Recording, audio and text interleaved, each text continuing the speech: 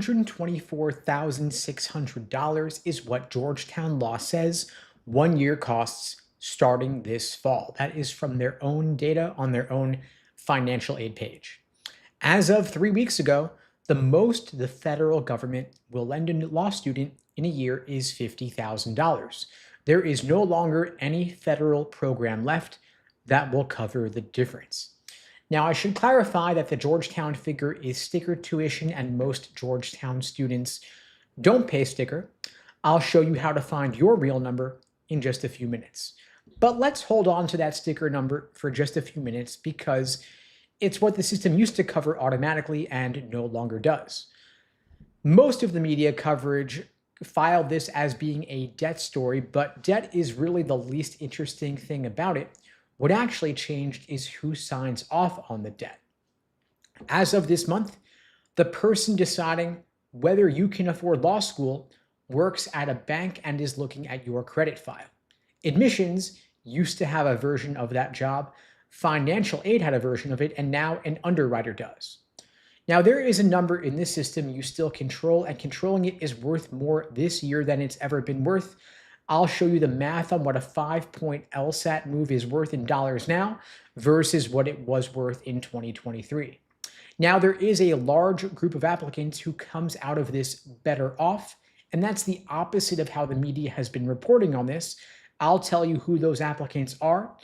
For those who don't know me, I've been teaching the LSAT since 2005, and so I've watched a few funding changes over the past couple of decades, and none of those changed who signs off, and this one does. Now, before July 1st, a law student had two federal loans. They had direct unsubsidized loans capped at $20,500 a year, and then there were the Grad Plus loans, which went all the way up to your school's full cost of attendance, whatever that number happened to be. Now, the Grad Plus loans are the reason why a school could charge over $120,000 and still fill up their class. The government covered full sticker tuition at whatever price the school chose to set. Now, the One Big Beautiful Bill Act killed the Grad Plus loans, and now the replacement is that law counts as a professional program, so you can borrow $50,000 a year in direct unsubsidized loans. There is a $200,000 cap on borrowing for that degree and a $257,500 lifetime cap across everything you've ever borrowed, undergrad included. That is the federal government's entire offer now. Now, the old unsubsidized limit was $20,500. The new one is $50,000. So the headline said law students could now borrow more than double what they could before. And while that is technically true, it is completely misleading at the same time. They raised the small number and they deleted the big number. The $20,000 loan was never what got you through law school. Grad Plus loans were what got you through.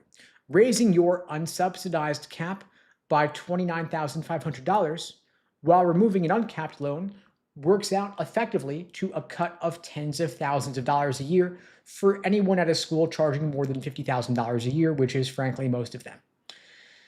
Now, the $200,000 aggregate loan looks like the binding limit, but for a standard 3-year JD, it's not, because 3 years at $50K is $150K. But if you do a master's first or 4 years part-time or a dual degree, and it goes live fast. And that lifetime cap counts your undergrad borrowing. So if you maxed out your undergrad as an independent student, you've got limited room remaining. Now, Georgetown law, again, tuition $87,000 and change. If you add in books, food, housing, health insurance, transportation, the cost of attendance in total is $124,600. The federal max is $50,000. The gap at sticker tuition in year one is $74,600. If you apply for a real Georgetown grant, that number comes down, but it does not come down to zero. In contrast, Chicago law, their tuition's $86,000 and change. Published 1L cost of attendance is $122,000 and change. Same math, generally the same shape. Now, private lenders can help fill that gap, but there are a couple of things about private lenders you want to know. Their rates can actually be competitive. Federal unsubsidized for grad and professional students is 8.07% fixed for loans disbursed this year. Grad Plus was 9.07%. So a strong file with a cosigner can beat the 9.07% on the private market and sometimes even beat the 8.07%. But you do want to watch for whether that quote is fixed or variable, because the eye-catching ones are always variable and almost always assume a cosigner plus autopay. You want to start by looking at Sallie Mae, College Ave, Earnest, and Citizens. Don't compare the advertised rates. Look at what they're actually going to quote you without a cosigner and look at the release terms.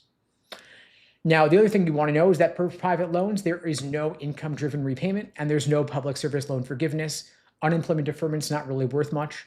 The rate is what they advertise, but the terms decide whether you could take a $58,000 a year job.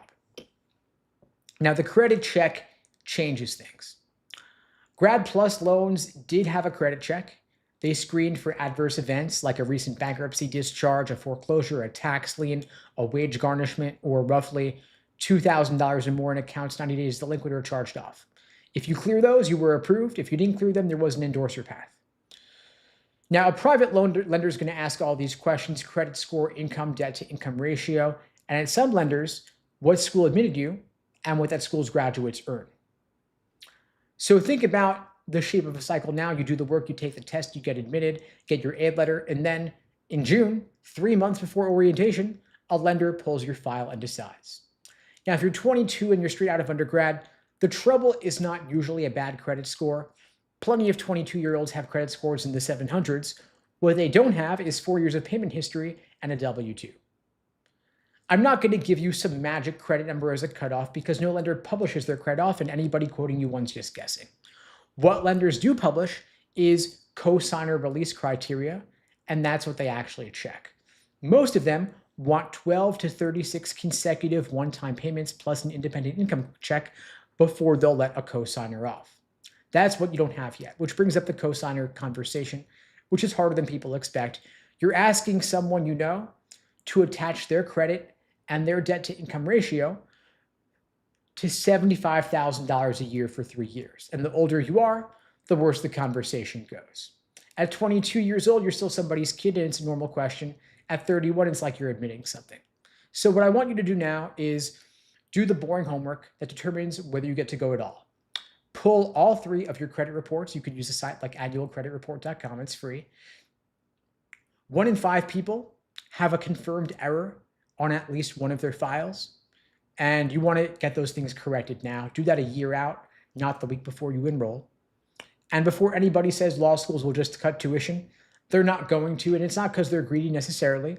Most law schools are tuition dependent, and the entire class gets built backward from their net tuition targets, the numbers they've got to meet to maintain their revenues. Surprisingly, the library is one of their biggest line items, and they're not going to cut it. So Congress cut off the unlimited loan without touching the price, and the difference goes to the credit market.